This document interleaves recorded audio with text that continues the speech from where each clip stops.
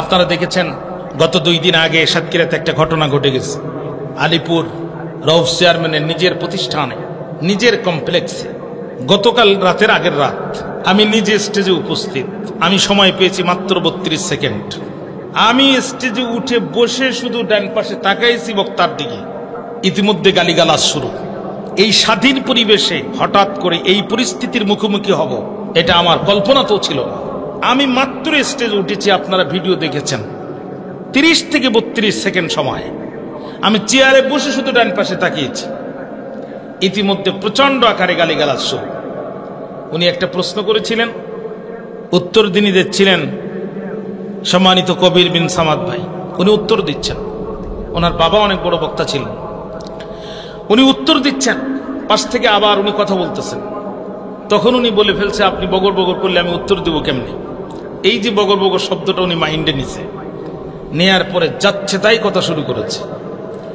মুহূর্তের ভিতরে, খুব কম সময়ের ভিতরে কবির বিন সামাদ ভাই অত্যন্ত বুদ্ধিমত্তার পরিচয় দিয়ে তিনি কথা না বলে স্টেজ থেকে নেমে চলে গেছে। শ্রোতাও সাথে সাথে উঠে পিছন দিকে চলে গেছে। আমি বক্তৃতা করবই না, এই পরিস্থিতিতে আমি দেখলাম এখন যদি আমি মাইক ধরি, আমি সময় পেয়েছি কয়েক সেকেন্ড, আমি মনে মনে 2 বার টার্গেট করেছি যে আমি মাইক ধরব, কিন্তু এখন যদি আমি মাইক ধরি এখানে রক্তাক্ত পরিস্থিতির সৃষ্টি হবে, এটা 100% নিশ্চিত। এইগুলো আমরা 17 বছর ধরে মোকাবেলা করেছি।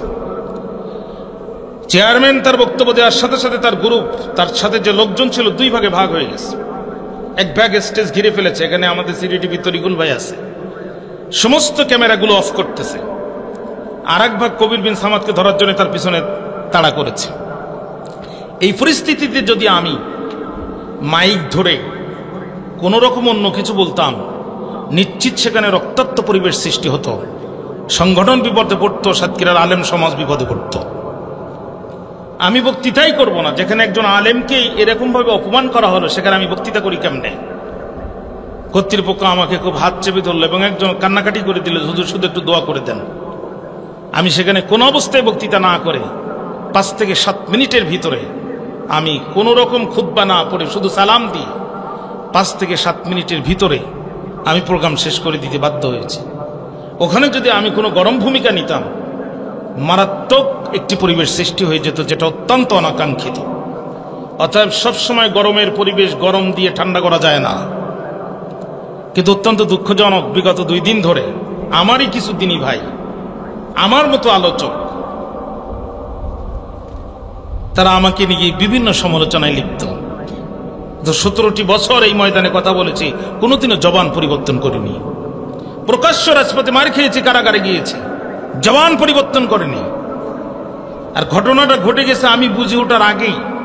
30 সেকেন্ড সময় পেয়েছি আমি হাতে। আমি সেখানে আমন্ত্রিত অতিথি, আমার বাড়ি সেখানে না। আমার কি করার আছে আপনারা বলেন? ভাইরা আমার, অতএব সে যুগে কোরআন বন্ধ করতো যারা, অন্তরে কুফরি লালন করত তারা, আজ কোরআন বন্ধ করে যারা, উপরে মুসলমানের লেবেল লাগায় ভিতরে কুফরি লালন করে তারা। মক্কার ইহুদিরা, মদিনার ইহুদিরা বুদ্ধি দিল, দেখো আগে যাও সে নবীকে একটা পরীক্ষা করো, সত্যি যদি সে নবী হয় গোটা পৃথিবীর ইহুদি এক জায়গায় করে তাবিজ বানায় গলায় রাখলেও কোনো লাভ হবে না। তাকে যে প্রশ্ন করো 3টা, একটু চিৎকার করে বলেন কয়টা? 1 নম্বর প্রশ্ন, আপনাদের কষ্ট হচ্ছে না তো? রুহু কি এবং তার তাৎপর্য কি? 2 নম্বর প্রশ্ন, সেই বিস্ময়কর যুবক কারা যাদের ঘটনা অত্যন্ত অত্যন্ত অত্যন্ত বিস্ময়কর? 3 নম্বর, সেই মহান ব্যক্তি কে যিনি মিনাল মাশরিকিল আল মাগরিব, ফ্রম ইস্ট টু ওয়েস্ট, পূর্ব থেকে পশ্চিম পর্যন্ত পরিভ্রমণ করেছেন। ওরা মক্কায় এসে রসুলকে প্রশ্ন করলেন। আল্লাহ রসুল বললেন, তোমাদের প্রশ্নের জবাব আগামীকাল দেব। ঘটনাবশত রসুল্লাহ ইনশা আল্লাহ বলতে ভুলে গিয়েছিলেন। উলুমুল কোরআন, কোরআনের সায়েন্সের কিতাব হচ্ছে 2টা। 1 নম্বর কিতাবের নাম আল বুরহান ফি উলুমিল কোরআন ইমাম জারকাশি রাহমাতুল্লাহ আলাইহি। 2 নম্বর আল ইতকান ফি উলুমিল কোরআন হাফেজ জালালউদ্দিন সুয়ুতি রাহমাতুল্লাহ আলাইহি। হাফেজ জালালউদ্দিন সুয়ুতি আল ইতকানের মধ্যে বলেন, আল্লাহ রসুল ইনশা আল্লাহ বলতে ভুলে যাওয়ার কারণে রসুলের উপরে একটানা 15 দিন ওহী নাজিল হওয়া বন্ধ ছিল। মক্কার কাফেররা এই সুযোগে অবান্তর কথা ছড়াতে লাগলো। 3 প্রশ্নের জবাব দিতে যদি 15 দিন লাগে, বাকি প্রশ্নের জবাব কবে দেবে? আল্লাহ ডাক দিয়ে কয়, জিবরিল আর করিস না দেরি, চলে যা তাড়াতাড়ি। ওরা আমার নবীকে প্রশ্ন করে অপমান করতে চায়, আমি আল্লাহ আমার নবীর পক্ষে আমি নিজেই ওদের প্রশ্নের জবাব দিতে চাই। সুবহানাল্লাহ বলতে মন চায় না? জিবরিল আমিন চলে আসলেন। সূরা কাহাফ নাজিল হয়ে গেল। দেশের নাম জর্দান, বাচ্চার নাম দাকিয়ানুস। বৈশিষ্ট্য তার 3টা। 1 নম্বর জালেম, 2 নম্বর নিষ্ঠুর, 3 নম্বর মূর্তি পূজক। বর্তমানে আমাদের দেশ থেকে পিছনের দরজা দিয়ে যিনি পালিয়েছেন, সফর করেছেন, এটাও দাকিয়ানুস, তবে লেডিস ভার্সন। কি ভার্সন? লেডিস ভার্সনে মাল একই কিন্তু মডেল ভিন্ন। মাল একই, মডেল ভিন্ন। ভাইরা আমার, দাকিয়ানুস সারা দেশে রেড অ্যালার্ট জারি করল, ডিক্রি জারি করল, মার্শাল ল জারি করল। আমার দেশে থাকবে যারা মূর্তির ইবাদত করবে তারা, আমার দেশে থাকবে যারা মূর্তির পায়ে সিজদা দিবে তারা, আমার দেশে থাকবে যারা মূর্তিকে রব বলে মানবে তারা, আর মানবে না যারা 2 ভাগে ভাগ হবে তারা। 1 ভাগ যাবে ক্রস ফায়ারে, আর 1 ভাগ যাবে আয়না ঘরে। এই আদেশ জারি করলো যখন, সারা দেশের মানুষ মেনে নিল তখন, কিন্তু মানল না যারা 7 জন যুবকের একটা গ্রুপ, তারা এক জায়গায় হয়ে বলছে, জীবন দিব, ইমান দিব না। জীবন গেলে জীবন পাবো, ইমান গেলে ইমান পাবো না। সুবহানাল্লাহ বললেন না? 7 জন যুবকের গ্রুপ এক জায়গায় হয়ে গেল। দেখবেন যুবকেরা বলে, যেই মূর্তির মুখে কুত্তায় প্রস্রাব করে, এই মূর্তি কোনোদিন আমাদের রব হতে পারে না। ভাইরা আপনারা কথা বলতেছেন না? রাস্তায় যদি মূর্তি থাকে আর কুত্তা যদি হেঁটে যায়, কুত্তা যদি ভুল করেও সামনে যায়, পিছনে ফিরে এসে পা স্ট্যান্ড গান মেশিনের মতো উঁচু করে মূর্তির মুখে স্প্রে করে দেয়। কথা বলেন না কেন? যেই মূর্তির মুখে কুত্তায় প্রস্রাব করে, এই মূর্তি কোনোদিন আমাদের রব হতে পারে না। 7 জন যুবক সিদ্ধান্ত নিল। যুবকরা চিন্তা করলো, ইমানদার যারা সফল কাম হবে তারা, ইমান হারা হবে যারা, কিয়ামতের দিন বিপদে পড়বে তারা। অতএব জীবন গেলে জীবন দিব, ইমান দেব না। কারণ জীবন গেলে জীবন পাবো, ইমান পাবো না। কেমনে জীবন পাবো? মিনহা খালাকনাকুম ওয়া ফিহা নুঈদুকুম ওয়া মিনহা নুখরিজুকুম তারাতান উখরা। পরকালে যে আল্লাহ আপনাকে আমাকে জীবিত করবেন, এ ব্যাপারে কোনো সন্দেহ আছে? জোরে বলেন আছে? কিন্তু এই যুগে যদি ইমান হারা হয়ে মারা যায়, পরকালে নতুন করে ইমান আনার আর কোনো সুযোগ আছে? অতএব জীবনের দাম বেশি নয়, ইমানের দাম বেশি। জীবনের মূল্য বেশি নয়, ইমানের মূল্য বেশি। জীবন দামি নয়, ইমান দামি। জীবন বাঁচানো ফরজ নয়, ইমান বাঁচানোর জন্য ফাঁসির কাস্টে জীবন কোরবানি করা ফরজ। অতএব জীবন দিব, ইমান দেব না। 7 জন যুবক প্রকাশ্যে এই বিদ্রোহ করলো যখন, তৎকালীন ডিবি হারুন বিষয়টা টের পেল তখন। জোরে কোন, কে টের পাইছে? কথা কয় না। আপনার আবার তাফসিরে ডিবি হারুনের নাম খুঁজতে যেন না, তাহলে কিন্তু আবার পাবেন না। তদানীন্তন গোয়েন্দা সংস্থা যারা ছিল, আমি তাফসিরেদের নাম খুঁজে পাইনি, এই জন্য ডিবি হারুনের নাম বললাম যাতে আপনারা সহজে বুঝতে পারেন। ডিবি হারুন বিষয়টা টের পেয়ে তার ঊর্ধ্বতন কর্মকর্তা বেনজিরকে বলতেছে, স্যার লাইন তো খারাপ। কয় কি? সারা দেশের মানুষ মুক্তিকে রব বলে মেনে নিল, কিন্তু এই 7 জন যুবকের কলিজায় কি আছে জানি না। এরা কল্লা দিয়ে দেবে কিন্তু ইমান দেবে না। বেনজির বলতেছে, কোনো কথা নাই, তাড়াতাড়ি করে গ্রেফতার করি, কারাগারে ভরো। কেমনে গ্রেফতার করবো? কয় ওদের নামে তো মামলা নাই। বলছে, মামলা যে কয়টা লাগে আমরা ধরার পরে দিয়ে নেব। তাহলে বোঝা গেল সব সরকার আগে মামলা করে পরে গ্রেফতার করে, স্বৈরাচার যারা আগে গ্রেফতার করে ইচ্ছে মতো মামলা লাগায় তারা। হাজী সাহেব মক্কায় মামলা হয় বাংলায়। হাজী সাহেব কোথায়? মামলা হয় কোথায়? হাজী সাহেব কবরে মামলা হয় উপরে। 10 বছর আগে হাজী সাহেব কবরে, 10 বছর পরে হাজী সাহেবের নামে মামলা হয়েছে উপরে। চাচি আম্মা বুড়ি মানুষ, খুঁড়ায় খুঁড়ায় থানায় যে বলে, বাবা ওসি বড় বিপদে পড়েছি, নিজের কানে শুনেছি তোমার চাচার নামে নাকি মামলা হয়েছে। বাবা জানতে চাই তোমার চাচা কি করেছে। ওসি সাহেব ডাক দিয়ে বলে, চাচি আম্মা, চাচাই বড় দুষ্ট মানুষ, আমার থানার সামনে ককটেল হামলা করেছে। বাবা এই ঘটনা কবে ঘটেছে? কয় গতকাল রাত 8টার সময় ঘটেছে। কয় তোমার চাচা তো 10 বছর আগেই কবরে গেছে। কথা কন না কেন? বুড়ি ডাক দিয়ে বলে, ওসি সাহেব শোনো, ওই বুড়ার সাথে আমি বুড়ির মহাব্বতটা এত গভীর ছিল, আমি মেয়েদের বাড়িতে যেতাম যখন বুড়ায় টেলিফোন করতো তখন, ওরে বুড়ি যত রাত হোক বাড়িতে আসো তাড়াতাড়ি, তোমার ছাড়া কেমনে থাকতে পারি। সেই মহাব্বতের বুড়া আমার 10 বছর আগে গেল কবরে, মাত্র 2 বার উঠলো উপরে, একবার গত নির্বাচনের সময় আর একবার তোমার থানার সামনে ককটেল মারার সময়।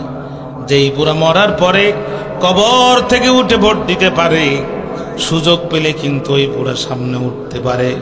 অতএব তুমি আমার মোবাইল নাম্বারটা নাও, আমার চেয়ারম্যানের নাম্বারটা নাও। বুড়া যদি এবার কোনো দিন কবর থেকে ওঠে, তুমি শুধু ধরে একটু আমার কাছে জমা দিবা। আমি কাফনের কাপড় ধরে একটা বার জিজ্ঞাসা করবো, বুড়ারে এত মহাব্বত ভুলে চলে গেলি উপরে, ও বুড়া হারামি, কবর থেকে উঠে তুমি ককটেল মারার সময় পাও, কবর থেকে উঠে তুমি ভোট দেওয়ার সময় পাও, আমার সাথে একটা বার সাক্ষাৎ করার সময় তোমার হয় না।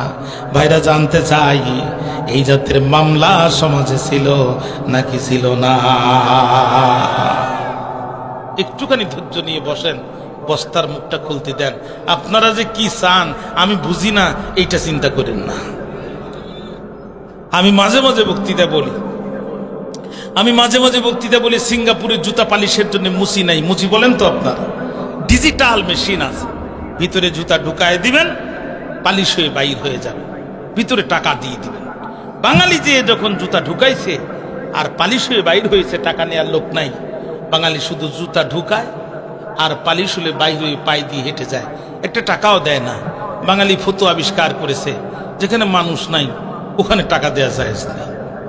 এখন এই কোম্পানিগুলোর মালিক যারা, মাস শেষে বক্সগুলো ওপেন করে দেখলো তারা জুতা পালিশ হলো 30,000 জোড়া, মাগার ভিতরে মাল নাই। এ কাম করলো কারা? তখন তারা ধরার জন্য নিয়োগ করলো সিসি ক্যামেরা। এই সিসি ক্যামেরায় পড়লো ধরা, বীর বাঙালি যারা এ মহান কাম করেছে তারা পড়ে গেল বড় বেকায়দায়। বাঙালি যতদিন এই দেশে আছে, ডিজিটাল পদ্ধতিতে জুতা পালিশের ব্যবসা আর এই দেশে সম্ভব নয়।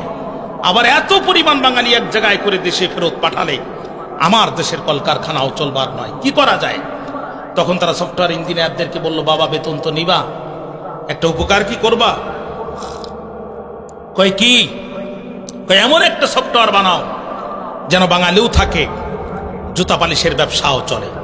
সফটওয়্যার ইঞ্জিনিয়ার যারা অক্লান্ত পরিশ্রম করে একটি নতুন সফটওয়্যার তৈরি করলো তারা, আর সেটি হলো জুতা একটা ঢুকাবেন পালিশ হবে, আর একটা ঢুকাবেন পালিশ হবে, তবে বাইর হবে না ততক্ষণ, ভিতরে ডলার দেবেন না যতক্ষণ। বাঙালি কয় এই সামান্য বুদ্ধি দিয়ে কেন আমাদের আটকানো যায়? বাঙালির বুদ্ধি বলে একটা কথা আছে না ভাই? বাঙালি এক মেশিনে জুতো একটা দেয়, পালিশ হয়ে যখন বাইর হয় বুদ্ধি করে দ্বিতীয় জুতার ওই মেশিনে দেয় না, আরেকটু সামনে যে মেশিন আর একটা নতুন পায় ওখানে একটা দেয়। এই মেশিন থেকে একটা, ওই মেশিন থেকে একটা, 2 মেশিন থেকে 2 জুতা পরে বাঙালি বীরের মতো হেঁটে যায়। বলছিলাম না ভাই, এদের কাছে অসম্ভব বলে কোনো জিনিস নাই। এরা 1981 সালে জন্মগ্রহণ করার পরও 1971 সালের মামলার প্রধান সাক্ষী হয়। এরা 3 মাইল দূর থেকে ধর্ষণ দেখতে পায়, কিন্তু চশমা ছাড়া রাস্তা দেখতে পায় না। কথা বলেন না কেন? এদের কাছে অসম্ভব বলে কোনো জিনিস নাই। বক্তৃতা লম্বা করার সুযোগ নাই। আসহাবে কাফের 7 জন যুবকের পরিচয় সম্পর্কে আল্লাহ রব্বুল আলামিন নিজেই বলছেন। রব্বুল আলামিন বলেন, নাহনু নাকুসু আলাইকা নাবাহুম বিল হাক্কি ইন্নাহুম ফিতয়াতুন আমানু বিরাব্বিহিম ওয়া জিদনাহুম হুদা। আল্লাহু আকবার বলতে মন চায় না? নাহনু নাকুসু আলাইকা নাবাহুম বিল হক। 3টা প্রশ্ন যে রাসূলের কাছে করেছিল, আজকে আমাদের আলোচনা হচ্ছে এই 3টা প্রশ্নের 2 নাম্বার প্রশ্ন, সেই বিস্ময়কার যুবক কারা? কথা কি পর্যন্ত বুঝতে আপনাদের কোনো কষ্ট হয়েছে? আল্লাহ বলছেন, নবী ওই যুবকদের সত্য ঘটনা এখন আমি আল্লাহ তাআলা আপনাকে নিজেই বর্ণনা করে শোনাচ্ছি। ইন্নাহুম ফিতয়াতুন, নিশ্চয়ই তারা ছিল যুবকগণ। কি করেছিল তারা? আমানু বিরাব্বিহিম, তারা তাদের রবের প্রতি ঈমান এনেছিল। আর আমি আল্লাহ কি করেছিলাম? ওয়াজিদনাহুম হুদা, আমি তাদের হেদায়েতের রাস্তাকে বৃদ্ধি করে দিয়েছিলাম। একটু জোরে বলেন। ভাইরা আমার, যুবকদের হাতের মধ্যে দড়ি দেওয়া হলো, পায়ের মধ্যে বেড়ি দেওয়া হলো।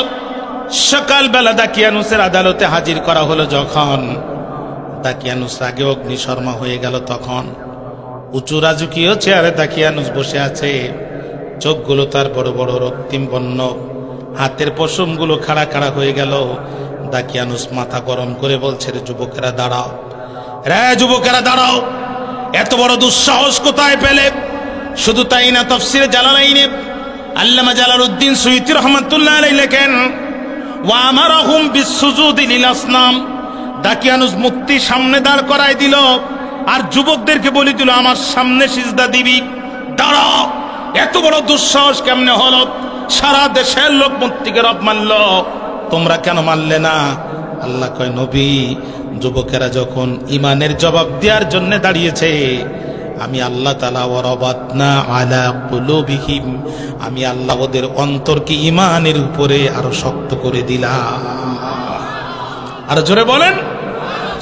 যুবকেরা দাঁড়ায় বলো, রব্বুনা রব্বুস সামাওয়াতি ওয়াল আরদ।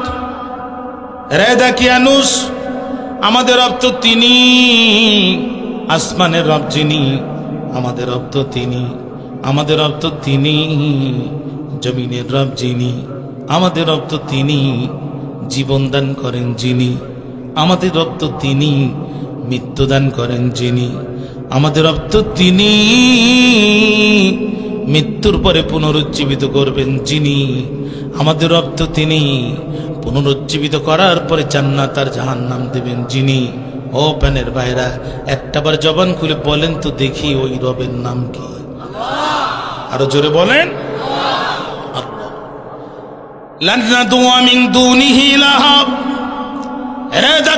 কান খাড়া করে শুনে রাখ, ওই রবকে ছাড়া অন্য কোন রবকে বর্তমানও মানি না, ভবিষ্যতেও মানব না।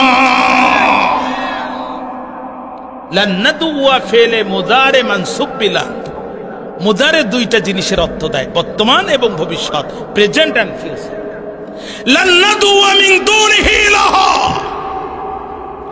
ওই রবকে ছাড়া অন্য কোন ভেজাল সত্তাকে রব বানায় বর্তমানও ডাকি না, ভবিষ্যতেও ডাকবো না।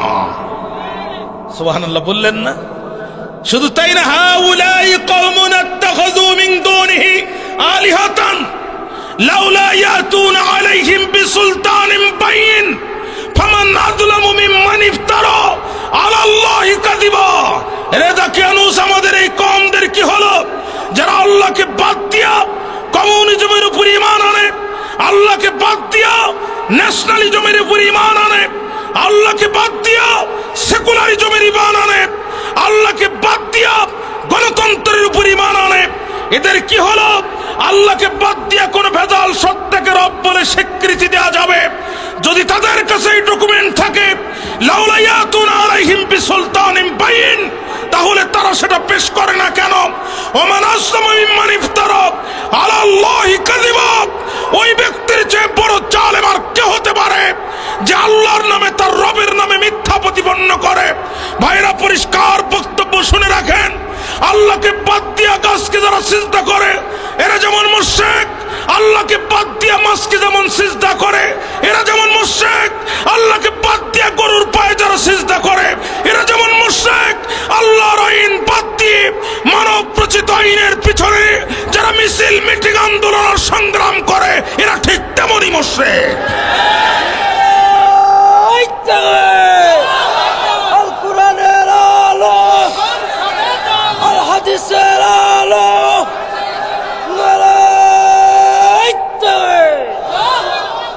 ভাইরা আমার, পরিষ্কার বক্তব্য। আল্লাহ বলছেন, ওমান ইয়াবতাগি গায়রাল ইসলাম দীনান ফালা ইউকবালা মিনহু। আল্লাহর কাছে ইসলাম ছাড়া অন্য কোনো কিছু গ্রহণযোগ্য হবে না। ইন্না শব্দ ব্যবহার করেছেন আল্লাহ, ইন্নাদ দীন ইনদাল্লাহিল ইসলাম। আল্লাহর কাছে একমাত্র মনোনীত জীবন ব্যবস্থার নাম হচ্ছে ইসলাম। সুতরাং যারা কমিউনিজম করে, যারা ন্যাশনালিজম করে, যারা সেকুলারিজম করে, আল্লাহর ইসলাম বাদ দিয়ে কালমা স্টেলিন, আব্রাহাম লিঙ্কন আর মহাত্মা গান্ধীর জীবন প্রতিষ্ঠার জন্য যারা সংগ্রাম করে, এদের কোন ইবাদত বন্দেগী আল্লাহর কাছে গ্রহণযোগ্য হবে না। তাহলে মসজিদের মেম্বারে দাঁড়িয়ে আপনি কোন সাহসে বলেন যে ওরাও মুসলমান? মসজিদের মেম্বারে দাঁড়িয়ে আপনি কিভাবে স্বীকৃতি দেন যে ওটাও একটা ধর্ম? সাংঘাতিক ব্যাপার। সত্য কথা বলতে পারবেন না, বাদ দিয়ে মাঠে কামলা দিয়ে খান, গোনা হবে না। কথা বলেন না কেন প্রিয় ভাইরা? কিন্তু এখন সময় এসেছে, এটা 2008 থেকে 2023-এর বাংলা নয়, এটা 2024-এর বাংলা। কোরআন খুলে জাতির চোখে আঙ্গুল দিয়ে হক কথা বলার সময় এসে গেছে। পরিষ্কার বক্তব্য, ইসলাম ছাড়া আল্লাহর কাছে অন্য কিছু গ্রহণযোগ্য হবে না।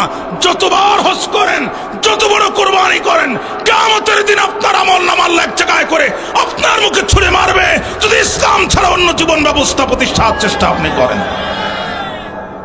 পরিষ্কার বক্তব্য। ভাইরা আমার, এই কথা যখন যুবকেরা বলল, আপনাদের কষ্ট হচ্ছে আমার মনে হচ্ছে। তাকিয়ানুস বলছে, তোদের কথায় তোরা রাজাকার ঘেরান পাওয়া যায়।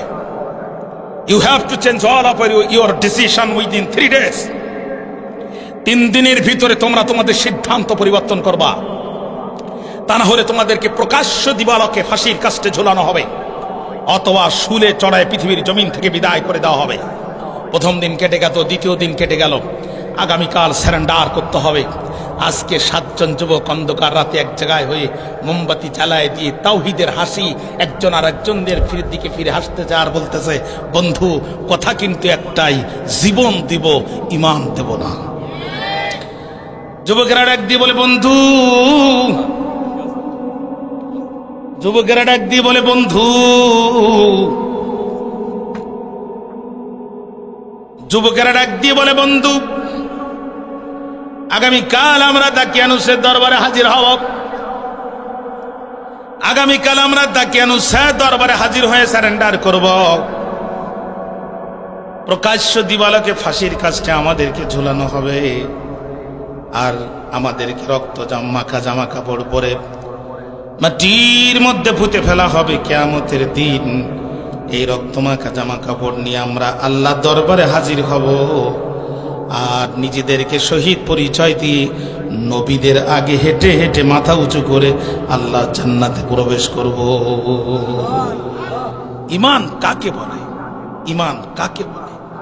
ভাইরা, কিয়ামতের দিন আল্লাহ রাব্বুল আলামিন তাম পৃথিবীর মানুষগুলোকে এক জায়গায় করবেন। যখন আল্লাহ নিজেকে জাব্বার আর কাহার বলে পরিচয় দিবেন, তখন আল্লাহ নিজেকে জাব্বার আর কাহার বলে পরিচয় দিবেন যখন ইব্রাহিম আলাইহিস সালামের মতো সিনিয়র পয়গম্বররা তত্তর করে কাঁপতে থাকবে, দাউদ আলাইহিস সালাম কাঁপতে থাকবে, মুসা আলাইহিস সালাম কাঁপতে থাকবে, নূহ আলাইহিস সালাম কাঁপতে থাকবে।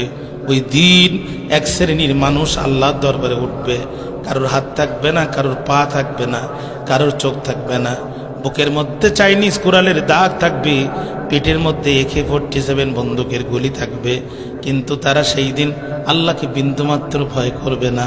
মাথা উঁচু করে আল্লাহর সামনে দিয়ে হেঁটে হেঁটে জান্নাতের দিকে রওনা দেবে। আল্লাহ ডাক দিয়ে বলবে দাঁড়াও, আল্লাহ ডাক দিয়ে বলবে দাঁড়াও, তোমরা কারা? তখন তারা বলবে আল্লাহ আমরা তো তারা, দিন কায়েমের প্রয়োজনে তোমার ওহীর বিধানের আহ্বানে রাজপথে জীবন কোরবানি করেছিলাম যারা, আল্লাহ আমরা তারা, আল্লাহ আমরা শহীদ। আল্লাহ এই যে দেখো আমাদের হাত নাই, পা নাই, গলার মধ্যে ফাঁসির দড়ি, বুকের মধ্যে চাইনিজ কোরালের দাগ। আল্লাহ বলবেন বুঝলাম তোমরা শহীদ, কিন্তু তোমরা কোথায় যাও? তখন তারা ডাক দিয়ে বলবে রব্বুল আলামিন আমরা জান্নাতের দিকে যাই। আল্লাহ ডাক দিয়ে বলবে বান্দা বুঝলাম তোমরা জান্নাতের দিকে যাও। আল্লাহ ডাক দিয়ে বলবেন বান্দা বুঝলাম তোমরা জান্নাতের দিকে যাও, কিন্তু আমার কাছে নতুন করে আর কিছু চাও? যা চাবা সব পাবা, নতুন করে কি আর কিছু চাবা? তখন তারা ডাক দিয়ে বলবে রব্বুল আলামিন জান্নাতের পরে তুমি আমাদেরকে আর কি দিতে চাও? আল্লাহ সত্যি যদি জান্নাতের পরে আর কিছু দিতে চাও, জানটা আর একবার ফিরায় দাও। দুনিয়ার জমিনে আর একবার যেতে চাই, তোমার নামে আর একটা তাকবীর দিয়ে মাথা উঁচু করে শহীদ হয়ে তোমার দরবারে ফিরে আসতে চাই। আল্লাহ তখন ডাক দিয়ে বলবে, বান্দারে, এত নির্মম নির্যাতন করে হত্যা করলো তোদেরকে মারার পরও বাতিলের কলিজা ঠান্ডা হয়নি। 1 ঘন্টা তোদের লাশটা ফাঁসির কাছে ঝুলায় রাখছে, পিটায় পিটায় হত্যা করার পরও কলিজা ঠান্ডা হয় নাই। চলন্তরের লাইনের উপরে তোদের দেহটা ফেলায় রাখছে, ট্রেনের নিচে চাপা পড়ে 3টা খণ্ডে খণ্ডিত হয়ে গেছে। তারপরও কেন সেই শহীদ হতে চাস? তখন তারা বলবে, রব্বুল আলামিন, শাহাদাতের মৃত্যু বরণ করতে এতই মজা, একটা পিঁপড়া কামড় দিলে যতই না কম কষ্ট হয়, তার চেয়ে অধিক কম কষ্টে শহীদের রূহ আল্লাহর জান্নাতে চলে যায়। রব্বুল আলামিন মালাকুল মউত অতি যত্নে আমাদের রূহটা বের করল। আল্লাহ আমাদের কাফনের কাপড়ের ভিতরে টাটকা রক্ত, তোমার কবরের মাটি আমাদের এই কাফনের কাপড় পর্যন্ত খেলো না। রব্বুল আলামিন, এত ইজ্জত তুমি শহীদদেরকে দিয়েছ, সত্যি যদি তুমি দিতে চাও বারবার দুনিয়ার জমিনে ফিরায় দাও। দুনিয়ার জমিনে যেতে চাই আর তোমার নামে তাকবীর দিতে চাই আর শহীদ হয়ে জান্নাতে যেতে চাই। জোরে বলুন আল্লাহু আকবার। এই শাহাদাতের মৃত্যু আমরা চাই না প্রিয় ভাইরা। আপনি যত বড় আলেম হন, যত বড় মুফাসসির হন, যত বড় মুহাদ্দিস হন, ইসলামের যত বড় খাদেম হন, আপনি মারা যাবেন, আপনাকে কবরে থাকতে হবে, কিয়ামতের দিন উঠতে হবে, মিজান পুলসিরাত পাড়ি দিতে হবে, আল্লাহর কাছে হিসাব দিতে হবে, তারপরে জান্নাতে যেতে হবে। আর আপনি যদি শহীদ হয়ে যান, মালাকুল মউত আসবে, আপনার জানটা বের করবে আর আল্লাহর জান্নাতের মধ্যে ছুরি মারবে। আল্লাহ, এই শহীদ মৃত্যু তুমি আমাদেরকে ভিক্ষা দাও। বাইরে আমার যুদ্ধ চলছে, যুদ্ধের ময়দানে নবীজি যুদ্ধের নেতৃত্ব দিচ্ছেন। এমন সময় একজন কাফের আসলেন, ইয়া রাসূলুল্লাহ, আমাকে কালেমা পড়ায় দেন। নবী আমার কালেমা পড়ায় দিলেন। হুজুর, আমি এখন কি করব? আল্লাহ রাসূল বললেন, তোমার কাছে তরবারি আছে। লোকটি বললেন, হুজুর, তরবারি ভাঙা। নবী বললেন, ভাঙ্গা তরবারি নিয়ে যুদ্ধের ময়দানে নামো। মুসলিম সাহাবী ভাঙ্গা তরবারি নিয়ে যুদ্ধের ময়দানে নামলেন, কাফেরদের আঘাত করলেন। এক পর্যায়ে কাফেরদের আঘাতে নিজেও শহীদ হয়ে গেলেন। যুদ্ধ শেষ হলো যখন, লাশগুলো এক জায়গায় করা হচ্ছে, তখন সাহাবীরা বলছে, ইয়া রাসূলুল্লাহ, এই লোকটি জীবনে একটা সিজদা দেয় নাই, একটি রুকু করে নাই। আমার কথা কি মনোযোগ আছে আপনাদের? একটি সিজদা দেয়নি, একটি রুকু করে নাই, একটি ওয়াক্ত নামাজ, একটি রাকাত নামাজ পড়ে নাই। যুদ্ধের ময়দানে শুরুর পরে লোকটি আসলো, আর যুদ্ধে অংশগ্রহণ করলো। ওগো নবীজি, এই লোকটির জানাজা পুরো বা খিলাফ না পুরো বা খিলাফ? আল্লাহ রাসূল ডাক দিয়ে বলে, সাহাবী, কি বলতে চাও? হুজুর, আমাদের কেন জানি মনে হয় লোকটি জাহান্নামী। বিশ্বনবী বললেন, সাবধান, তোমরা সাক্ষী দিচ্ছ লোকটি জাহান্নামী, আমি মুহাম্মদুর রাসূলুল্লাহ সাক্ষী দিচ্ছি লোকটি জান্নাতি। আল্লাহু আকবার বলতে মন চায় না? আল্লাহ, এই শাহাদাতের মৃত্যু তুমি আমাদেরকে ভিক্ষা দাও। ভাইরা আমার, উহুদ যুদ্ধ শেষ হয়ে গেল। আল্লাহ নবী লক্ষ্য করে দেখলেন একজন মহিলা রাসূলকে ইশারা দিচ্ছেন। নবীজি আমার তার কথা শুনলেন, ডাক দিয়ে বলছে, নবীজি, আমি আপনার চাচি আম্মা, আপনার চাচা, আপনার চাচা হানজালা গত রাত্রে আমাকে বিয়ে করে বাসর ঘরে নিয়েছে। হানজালা আমার সাথে মেলামেশা করেছে, হানজালা আমার সাথে বাসর কাটিয়েছি। হানজালা জুনুব অবস্থায় ছিল, তার উপরে গোসল ফরজ হয়েছে। ওগো নবীজি, গোসল করার জন্য হানজালা কোষের মধ্যে পানি নিয়ে যখন গায়ে দেবে, কে যেন রাস্তা দিয়ে যায় আর বলে, কুতিলা মুহাম্মদ, মুহাম্মদ দুনিয়ার জমিনে নাই। হানজালা এই কথা শোনার পরে পানি আর গায়ে দেয় নাই, তরবারি নিয়ে যুদ্ধের ময়দানে চলে গেছে। শুনেছি আমার স্বামী আপনার চাচা হানজালা শহীদ হয়ে গেছে। নবীজি, অভিযোগ করার জন্য আসি নাই, অনুযোগ করার জন্য আসি নাই। ইয়া রাসূলুল্লাহ, শুধু জানতে এসেছি আপনার চাচাকে কি আপনি ওই অবস্থায় দাফন করাবেন নাকি তাকে গোসল করাবেন? আল্লাহর নবী কিছুক্ষণ চুপ থাকলেন। এরপরে রবি ডাক দিয়ে বলে, চাচি আম্মা, ও চাচি আম্মা, আমি নবী, আপনি নবী না। আমি যা দেখি আপনি তা দেখেন না। আমার চাচার শাহাদাতে আল্লাহ রব্বুল আলামিন এত বেশি পরিমাণ খুশি হয়ে গিয়েছে, জান্নাতি ফেরেশতা আর জান্নাতি পানি দিয়ে আমার চাচা হানজালাকে আমার আল্লাহ নিজে দায়িত্বে গোসলের ব্যবস্থা করিয়েছে। আল্লাহ, এই শাহাদাতের মৃত্যু তুমি আমাদেরকে ভিক্ষা দাও। জোরে কন্যা আল্লাহুম্মা আমিন। 1 নম্বর শাহাদাতের জীবন, কোনো কথা শুনতে চাই না। উঁচু টুপি, নিচু টুপি, শক্ত টুপি, নরম টুপি, কলিওয়ালা কলি ছাড়া, পাগড়িওয়ালা পাগড়ি ছাড়া, দল মত নির্বিশেষে, তরিকা নির্বিশেষে সব আলেম ওলামা পীর মাশায়েখদেরকে আল্লাহর কোরআনের রাজ কায়েমের সাথে এক মঞ্চে উঠতে হবে। এক মঞ্চে উঠতে হবে, হাতে হাত রাখতে হবে। যারা উঠবে না তারা জাতীয় গাদ্দার, বেঈমান, মুনাফিক হিসেবে নিজেদের পরিচয় পেশ করবে।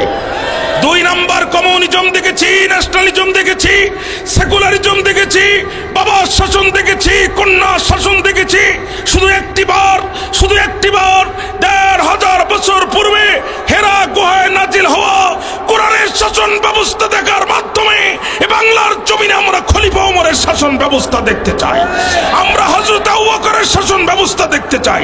আল্লাহর কোরআনের শাসন ব্যবস্থা দেখার জন্য যদি পকেটের টাকা দিতে হয় টাকা দিব, যদি হাত কোরবানি করতে হয় হাত কোরবানি করব, যদি পা কোরবানি করতে হয় পা কোরবানি করব, যদি চোখ কোরবানি করতে হয় চোখ কোরবানি করব। আরে যদি প্রয়োজন হয় গর্দানও যদি দিতে হয় গর্দান দিয়ে দেব। তারপরও বাংলার পার্লামেন্ট কোরআনের পার্লামেন্ট বানাবো। কারা কারা রাজি আছেন 2 হাত তুলে আল্লাহকে দেখায়।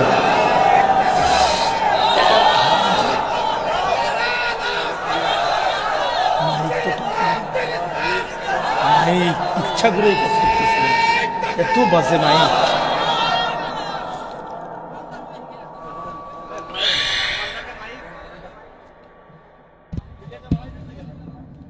আমার ভাইরা দেখেন আওয়াজ আছে কিন্তু কমায় রাখছে, একটু বাড়ায় দেন।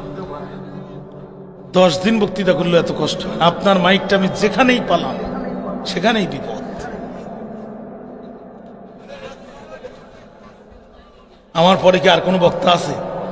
যা আছে সব দেন। আপনাদের কষ্ট হচ্ছে আমার মনে হচ্ছে। তাহলে 1 নম্বর শাহাদাতের জীবন, কোরআনের সমাজ কায়েমের জন্য যদি শাহাদাত কালিঙ্গন করতে হয় আমরা শাহাদাত কালিঙ্গন করব, পিছনের দিকে যাব না। আমরা কারোর চোখের দিকে তাকিয়ে কথা বলি না, আমরা কথা বলি আল্লাহর সন্তুষ্টিকে সামনে রেখে। অতএব আমরা কোরআনের কথা বলতে, কোরআনের পথে চলতে, প্রয়োজনে জীবন বিলায় দিতে অতীতেও পিছপা হয়নি, ভবিষ্যতে হব না।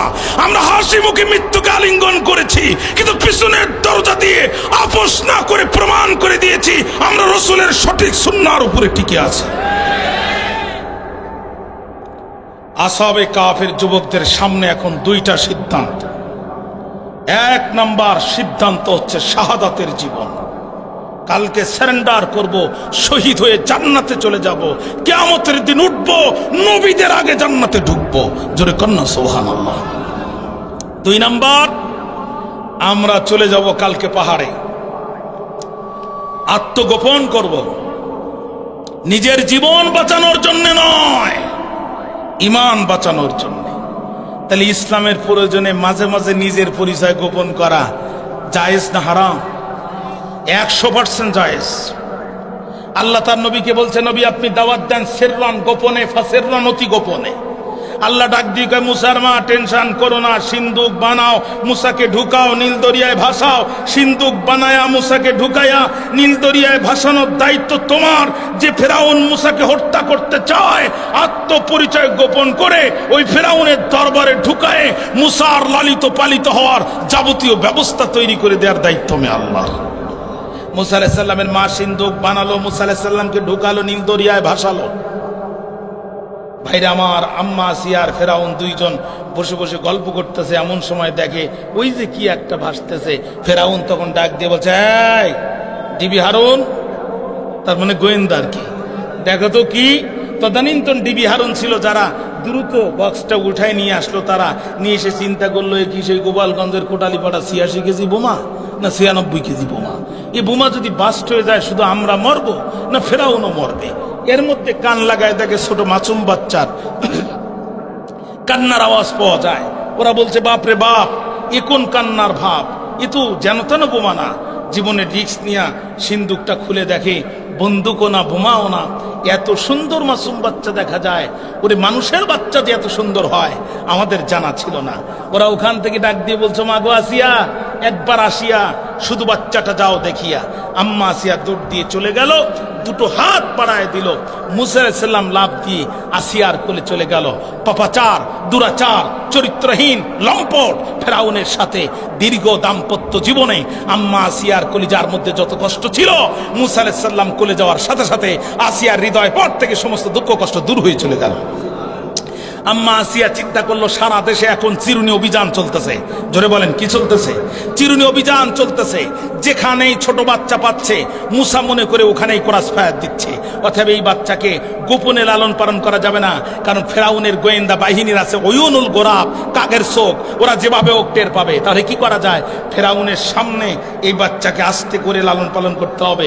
আম্মা আসিয়া একটু মুস্কি হেসে প্রেমের ভাব দিয়া একটু ঢং করে ডাক দিয়ে বলো গো ফারাও, একটাবার এসে শুধু বাচ্চাটার দিকে তাকাও। ওগো ফারাও, শুধু বাচ্চাটার দিকে এসে একটাবার তাকাও। ফেরাউন দৌড় দিয়ে চলে যেয়ে তাকাই বলছে আসিয়া, এই মনে হয় সেই মূসা। সোরের মন, আপনাদের ঘুম আসতেছে, একটু জোরে কন সোরের মন। আম্মা আসিয়া কয় কেমনে বুঝলেন? ওর গায়ে কি লেখা আছে মূসা? ওই কারুর ঘরে গেল না, আমার ঘরে কেন আসলো? আম্মা আসিয়া কয় খবরদার, এনাফি জানাব। আচ্ছা ফেরাউন বলো তো, তুমি খোদা নাকি গাধা? খোদা যদি হও ছোট বাচ্চা দিকে কেন ভয় পাও? আর তুমি যে ছোট বাচ্চা দিকে ভয় পাও এটা কি শুধু আমি জানি না আর 2-5 জন জানে? খবরদার এই কাম করো না, মানিজ্জত থাকবে না। এনাফি জানাব, যথেষ্ট করেছ। হাজার হাজার বাচ্চাকে, প্রায় 80,000 বাচ্চাকে তুমি নিজে তোমার বাহিনী দিয়ে হত্যা করেছ একজন মুসাকে ঠেকানোর জন্য। মুসা কি মরে নাই?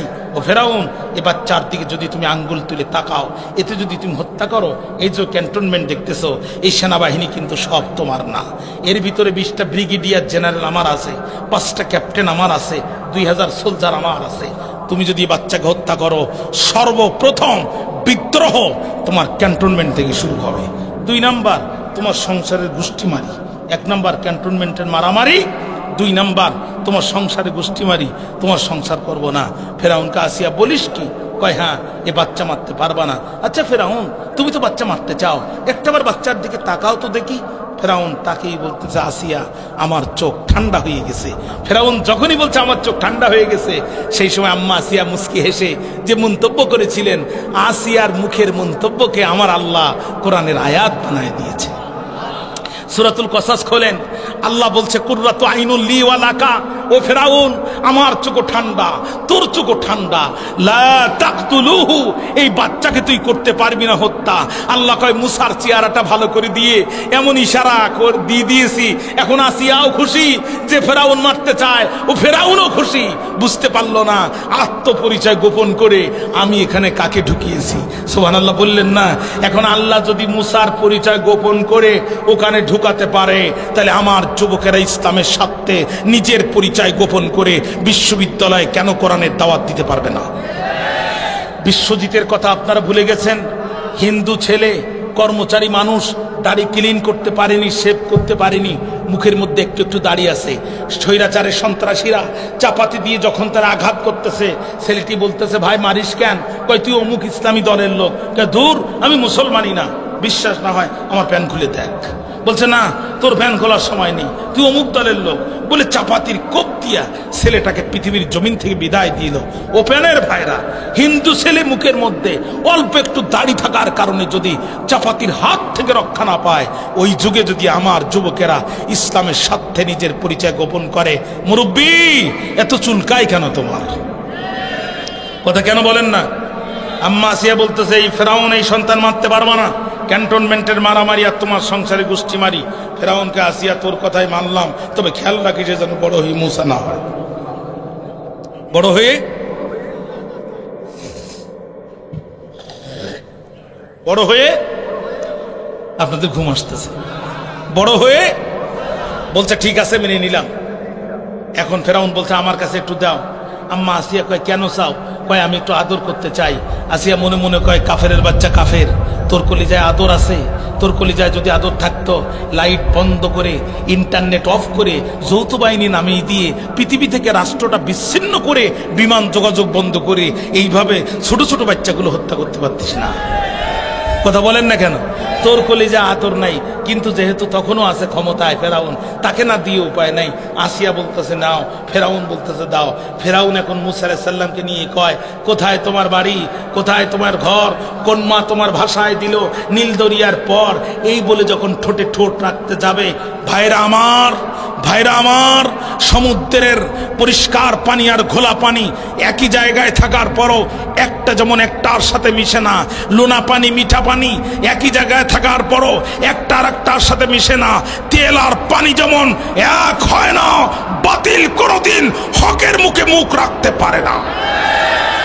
যেই না ঠোঁটে ঠোঁট রাখতে যাবে, মুসা আলাইহিস সালাম পকেট থেকে হাত বের করে মনে মনে কয় বিশ্ব বাটপার, তুই না আমারে একটু আগে রাজাকারের বাচ্চা বলে গালি দিলি? কথা কন না কেন? তুই না আমারে সারা দেশে ইন্টারনেট বন্ধ করে যৌথ বাহিনী নামাই দিয়া তুই আমারে গালি দিলি, আমারে হত্যা করলি। এখন যখন বিপদে পড়েছিস তখন আমার মুখে মুখ দিস আর বলিস গণভবনের 4 দরজা খোলা, আসবে যখন বসবো তখন। বিশ্ববাট পার বলি দিছে এক চর, কিন্তু চরটা লাগার কথা ছিল কাঞ্চোয়ালে। ফেরাউন মাথাটা ঘুরানোর কারণে স্লিপ খেয়ে চরটা লাগলো নাকের উপরে। মুসা আলাইহিস সালামের এক চর বেঁকে গেল ফেরাউনের নাকের হাড়। ফেরাউন আসিয়া এতদিন খুঁজেছি যারে, ওরে সে এখন বাস করে আমার ঘরে। আম্মা আসিয়া কয় কারে খুঁজছ আর কে বাস করে? কয় এই সেই মুসা। কয় কেমনে বুঝলে? কয় চট তো আর তুই খাইস নাই। কথা মনে হয় খেয়াল করেন নাই?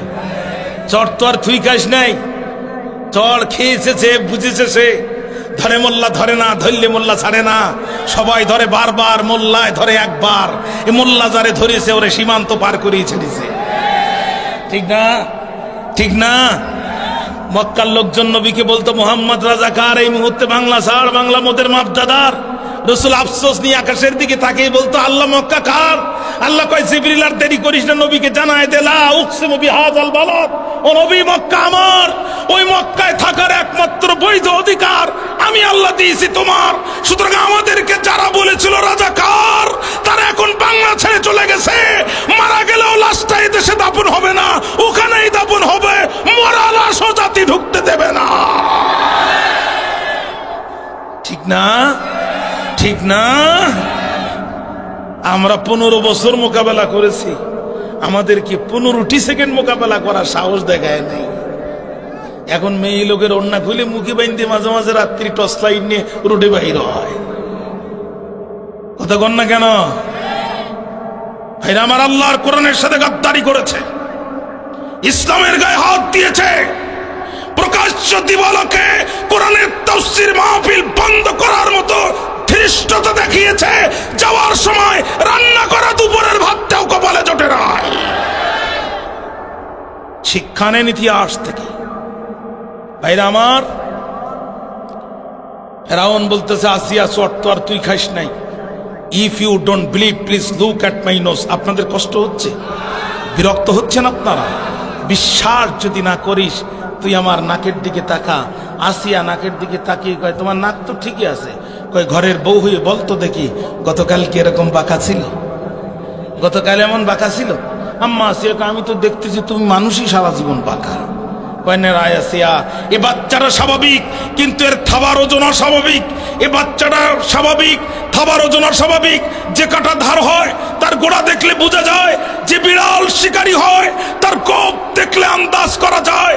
এ বাচ্চা গোপনে পরিচয় গোপন করে আমার রাজপ্রাসাদে ঢুকেছে, এখানে বড় হবে, আমার রাজপ্রাসাদের মানুষের ভিতরে দাওয়াতি কাজ করবে।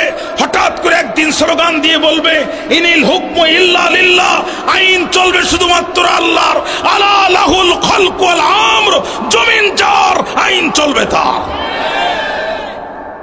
জমিন যার, আইন চলবে তার। ফেরাউন চিনতে পেরেছিল মুসা আলাইহিস সালামকে। আসিয়া কয় কোনো কথা নয়, কোনো কথা নাই। যদি এই বাচ্চা হত্যা করো, ক্যান্টনমেন্টের মারামারি আর তোমার সংসারে গোষ্ঠী মারি। কয় ঠিক আছে আসিয়া, তোর কথাই থাকলো, তাহলে বড় হয়ে যেন মুসা না হয় খেয়াল করিস। আসিয়া কয় শুধু আমার কথা থাকলো বললে হবে না, এখন ব্যবস্থা নিতে হবে। কয় কি করতে হবে? কয় বাচ্চা খাবে। কয় কি খাবে? কয় তাড়াতাড়ি ফোন দাও। কোথায়? কয় চিটাগাং বাড়ি, খাড়া খাড়া চুল, তোমার ওই বদমাইশ তথ্যমন্ত্রী হাসান মাহমুদের কাছে টেলিফোন করো। তদানীন্তন তথ্যমন্ত্রীর নাম তার আমি জানি না, এই জন্য বর্তমানটা দিয়ে বললাম যাতে আপনারা সহজে বুঝতে পারেন। ওকে দিয়ে বলো তোমার দরবারে একটা বাচ্চা আছে, ধাত্রী লাগবে। তদানীন্তন প্রিন্ট এবং ইলেকট্রনিক মিডিয়ায় ঘোষণা হয়ে গেল, ধাত্রী লাইন দিল। কিন্তু মুসা আলাইহিস সালাম কারুর কোলে গেল না। লাইনের শেষে দাঁড়িয়েছিলেন যিনি। কুত্তায় মিছিল করে কেন? এদের নিয়ন্ত্রণ করুন। আপনাদের বিরক্তি আসতেছে, আমি শেষ করে দিচ্ছি। মনোযোগ আছে আমার দিকে? একটাবার আওয়াজ দেন তো, আল্লাহু আকবার। খেয়াল করেন বন্ধু আমার, খেয়াল করেন। এখন লাইনের শেষে দাঁড়িয়েছিলেন যিনি, মুসা আলাইহিস সালামের বোন ছিলেন তিনি। বোন বলতেছে, ভাইরা, অফিসাররা, আমার কাছে একটি ধাত্রীর সন্ধান আছে, আমি নিশ্চিত এই বাচ্চা যাবে তার কাছে। অনুমতি যদি পাই আমি তাকে নিজের সাথে করে নিয়ে আসতে চাই। অফিসাররা বলল তাহলে তো খুব সুবিধা হয়, বহুদিন হলো, অনেকক্ষণ হলো এই বাচ্চা কিছু খায় নাই। আমি আপনাদের কাছে জানতে চাই, মুসা আলাইহিস সালামের বোন কি মুসা আলাইহিস সালামের পরিচয় দিয়েছিল নাকি পরিচয় গোপন করেছিল? পয়গম্বরের বোন যদি তার ভাইয়ের জীবন বাঁচানোর জন্য তার ভাইয়ের পরিচয় গোপন করতে পারে, আমার যুবক ইসলামের প্রচারের স্বার্থে নিজের জীবন বাঁচানোর জন্য কেন তার পরিচয় গোপন করতে পারবে না? মুসা আলাইহিস সালামের বোন যে তার মাকে নিয়ে আসলো। ভাইরা কি বলবো, এই লোহার সামনে চুম্বুক নিলে চুম্বুক যেমন ক্ষিপ্র গতিতে লোহার দিকে চলে যায়, দীর্ঘক্ষণ পর মাকে পাওয়ার সাথে সাথে মুসা আলাইহিস সালাম এক লাফ দিয়ে মায়ের কোলে চলে গেছে। আল্লাহ ডাক দিয়ে বলে, ওয়াদাল্লাহি হক, ওরে মুসার মা, আমি আল্লাহর ওয়াদা সত্য না। তোর মুসাকে তোর কোলে ফিরায় দিলাম, মাঝখানে একটু নৌপথ ঘুরায় নিয়ে এসে জীবনের নিরাপত্তা দিয়ে দিলাম। যে ফেরাউন মুসাকে মারতে চায়, এখন সেই ফেরাউন মুসার জীবনে নিরাপত্তা দিচ্ছে। ও মুসার মা, পৃথিবীর সবাই জানবে তুই ওর দুধ মা, আমি আল্লাহর, তুই জানবো তুই ওর আসল মা। ও মুসার মা, আবেগে আপ্লবিত হয়ে পরিচয় দিস না। এখন ফেরাউনের দরবারে একটা কামরা বরাদ্দ হবে, তোকে সেখানে থাকার ব্যবস্থা করবে, তোকে খাদেম দিবে, মোটা অঙ্কের বেতন দিবে। ফেরাউনের পুলিশের বেতন বৃদ্ধি হয় 5 বছর পর পর, তোর বেতন বৃদ্ধি হবে তোর ইচ্ছার উপর। তুই শুধু একবার বলবি, আহা ভালো লাগে না, চাকরি করব না, বেতন 3 গুণ হতে মোটে দেরি হবে না। কারণ তোর মুসা তোর বুকে ছাড়া পৃথিবীর কোন নারীর বুকে মুখ দেবে না। ও মুসার মা, তুই যেন আফসোস করে বলিস না, আল্লাহ এত পুণ্যময় বাচ্চা দিলে আমাকে পরিচয় দিতে দিলে না। আমি আল্লাহর পরিকল্পনা বড় মহাপরিকল্পনা। ও মুসার মা, তোর মুসার পরিচয় গোপন করে ফেরাউনের দরবারে ঢুকাবো। ও জাইলুহু মিনাল মুরসালিন, আর রাসূল পরিচয় দিয়ে তোর মুসার আত্মপ্রকাশ ঘটাবো। আল্লাহ যদি মুসা আলাইহিস সালামের পরিচয় গোপন করে ফেরাউনের দরবারে ঢুকাতে পারে আর রাসূল পরিচয় দিয়ে আত্মপ্রকাশ করাতে পারে, তাহলে আমার যুবকেরা নিজের পরিচয় গোপন করে বিশ্ববিদ্যালয়ে ঢুকে কেন সমন্বয়কের পরিচয় দিয়ে আত্মপ্রকাশ করতে পারবে না? কথা কি বুঝতে পেরেছেন? অতএব পরিচয় গোপন করার কারণে আমার যুবকদেরকে গালিগালাজ করে যারা, স্বৈরাচারের নয়া চামচা তারা। বক্তব্য লম্বা করব না। আসহাবে কাফের যুবকদের সামনে সিদ্ধান্ত দুইটা, হয় শহীদ হয়ে যাব, না হলে পাহাড়ের গুহায় চলে যাব। বক্তব্য কি এ পর্যন্ত বুঝতে আপনাদের কষ্ট হয়েছে? আগামীকাল মাহফিল আছে, আমি শেষ করে দিই নাকি আর একটু সামনে যাব? ভাইরা আমার, যুবকেরা কাল বিলম্ব করল না, ডাক দিয়ে বলে, বন্ধু, যদি প্রকাশ্যে আমরা শহীদ হয়ে যাই, এই দেশে নতুন করে আর কেউ প্রকাশ্যে ঈমান আনবে না। অতএব চলো আমরা চলে যাই, পাহাড়ের গুহার মধ্যে চলে যাই, জীবন বাঁচানোর জন্য নয়, ঈমান বাঁচানোর জন্যে। যুবকেরা গুহার মধ্যে যখন রওনা দিল, পথিমধ্যে একটা কৃষকের কুকুর ছিল, যুবকদের পিছনে পিছনে রওনা দিল। যুবকরা ডাক দিয়ে বলে, কুকুরের সর, হ্যাঁ কুকুর সর। যুবকরা কুকুরের ধমকালো, যখন কুকুরের জবান খুলে গেল তখন কুকুর ডাক দিয়ে বলে, রে আল্লাহর বান্দা, আল্লাহর বান্দা, আমি তোমাদের মতো যুদ্ধ করতে পারি না, তোমাদের মতো ঈমান আনতে পারি না, তোমাদের মতো নামাজ কালাম পড়তে পারি না, কিন্তু যে ঈমান বাঁচানোর জন্য গুহার মধ্যে তোমরা আশ্রয় নেওয়ার সিদ্ধান্ত নিয়েছো, আমি কুকুর বাকি জীবন ওই গুহার মুখে দাঁড়িয়ে আমি তোমাদের পাহারা দিব। আল্লাহু আকবার বললেন না?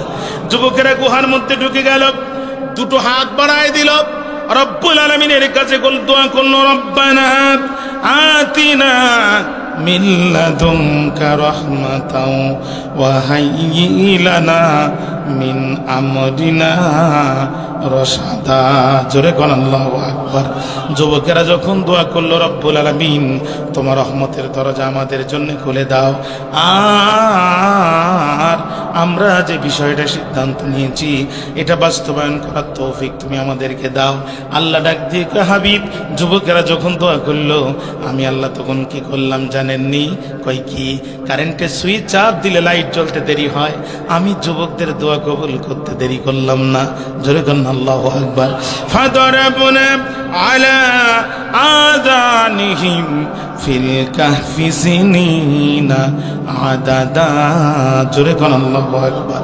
আমি যুবকদের দোয়া কবুল করে নিলাম, তাদের কর্ণ কুহুরের মধ্যে সিল মেরে দিলাম, দুনিয়ার কোনো আওয়াজ আর তাদের কানের মধ্যে পৌঁছানো না। ফলে একটা না গুহার মধ্যে বেশ কয়েক বছর তারা ঘুমায় গেল। আল্লাহ কোরআনের অন্য জায়গায় বলছে, ওয়ালাবিসু ফি কাহফিহিম সালাসামিয়াতিন সিনিনা ওয়াজদাদু তিসআ। জোরে কোন আল্লাহু আকবার। একটানা গুহার মধ্যে 309 বছর যুবকেরা এক ঘুমে পার করে দিল। ও নবী, যুবকেরা তো গুহার মধ্যে ঘুমাবে, কিন্তু সকালবেলা তো সূর্য উঠবে। সূর্য উঠবে যখন গুহার মধ্যে আলো যাবে তখন, আর গুহার মধ্যে আলো যাবে যখন আমার যুবকদের ঘুমে ডিস্টার্ব হবে তখন। এই জন্য আমি আল্লাহ কি করলাম আপনি জানেননি? কই কি 6000 বছর পূর্বে আপনার উম্মতেরা যখন এই সূরা কাহফ খুলে গুহাবাসীর ইমানদারদের কথা পড়বে, তারা যেন একটু সূর্যের দিকে তাকায় নেয়, যাতে যুবকদের ঘুমে ডিস্টার্ব না হয়। وترى الشمس إذا طلعت تزاور عن كهفهم ذات اليمين وإذا غربت تقرضهم ذات الشمال وهم في فجوة منه ذلك من آيات الله من يهد الله فهو المهتد ومن يضلل فلن تجد له وليا مرشدا। যুবকদের যাতে ঘুমে ডিস্টার্ব না হয় এই জন্য আমি আল্লাহ সূর্যকে বলে দিলাম, সূর্যরে তুমি উঠবে যখন একটু ডান পাশ দিয়ে হেলে উঠবা তখন। আল্লাহু আকবার বললেন না? একজন ইমানদারের কত মর্যাদা আল্লাহর কাছে। রে সূর্য তুমি উঠবা যখন ডান পাশ দিয়ে হেলে উঠবা তখন, আর অস্তমিত হয়ে যাবে যখন বাম পাশ দিয়ে হেলে উঠবা তখন। ও প্যানের ভাইরা, আকাশের মর্যাদা আল্লাহর কাছে নাই, জমিনের মর্যাদা আল্লাহর কাছে নাই, চন্দ্রের মর্যাদা আল্লাহর কাছে নাই, যত না একজন ইমানদারের মর্যাদা আল্লাহর কাছে আছে। আল্লাহু আকবার। সূর্যকে আল্লাহ বলে দিল ওঠার সময় ডান পাশ দিয়ে উঠবে, সূর্যকে বলে দিল নামার সময় বাম পাশ দিয়ে নামবে। নবী শুধু তাই না, 309 বছর তো একটা দুইটা দিন না, আমার যুবকেরা গুহার মধ্যে ঘুমায় থাকবে। মাটির পিঁপড়া পোকামাকড় আমার যুবকদের শরীরের উপরে যাতে না উঠতে পারে, এজন্য আমি কি করলাম জানেননি? কই কি? কই ওয়াতাহসাবুহুম আইকাযা ওয়া হুম রুকুদ। আমি যুবকদের চোখের মধ্যে ঘুম দিলাম, কিন্তু চোখগুলো খোলা রাখলাম, যাতে মাটির পিঁপড়া পোকামাকড় মনে করে ওরা জাগ্রত, কিন্তু অথচ ওরা ঘুমান্ত। আমি আল্লাহ ঘুম দিলাম ঠিকই, কিন্তু চোখ খোলা রাখলাম, দেখলে মনে করবা যে জেগে আছে, অথচ তারা ঘুমাচ্ছে। জোরে কর আল্লাহু আকবার। নবী 309 বছর তো একটা দুইটা বছর না। ওরা যদি ডান কাতে ঘুমায় ডান হাত প্যারালাইজড হয়ে যাবে, ডান পা প্যারালাইজড হয়ে যাবে। আবার যদি বাম পাশে ঘুমায় বাম হাত প্যারালাইজড হয়ে যাবে, বাম পা প্যারালাইজড হয়ে যাবে। এজন্য আমি আল্লাহ কি করলাম আপনি জানেননি? কই কি? আল্লাহ কয় নুকাল্লিবুহুম যাতাল ইয়ামিনি ওয়া যাতাশ শিমাল। আমার যুবকদের ঘুমের ভিতরে আমি আল্লাহ নিজেই আমার রহমতের হাত দিয়া ডান থেকে বামে বাম থেকে ডানে আমি নিজে ওদের পাশ ফিরানোর ব্যবস্থা করে দিলাম। জোরে কর না আল্লাহু আকবার। আমি আল্লাহ আমার রহমতের হাত দিয়া যুবকদের ঘুমন্ত অবস্থায় আমি আল্লাহ ডান থেকে বামে আর বাম থেকে ডানে আমি নিজেই পাশ ফেরাই দিতাম। নবী আর ওদের যে কুকুরটা আছে ওই কুকুরটা কি করলো আপনি জানেননি? ওয়া কালবুহুম বাসিতুন যিরাআইহি বিল ওয়াসিদ। ওদের যে কুকুরটা আছে ওই কুকুরটা গুহার প্রবেশদ্বারে দুই হাত দুই দিকে দিল, দুই পা দুই দিকে দিল, জিহ্বাটা লম্বা করে এমন কায়দায় শুয়ে আছে। নবী আপনি যদি ওই কুকুরের দৃশ্য দেখতেন আপনি ভয় পেতেন। শুধু ভয় পেতেন না, আপনি পিছন দিক থেকে পালাতেন। বিরক্ত হয়ে যাচ্ছেন? মনোযোগ আছে আমার দিকে? এখন আপনারা এত কথা বলার পরে আল্লাহ বলছে আম্মা হাসিবিতা আন্না আসহাবাল কাহফি ওয়ার রাকিম কানু মিন আয়াতিনা আযাবা। জোরে কোন আল্লাহু আকবার, আরো জোরে কোন আল্লাহু আকবার।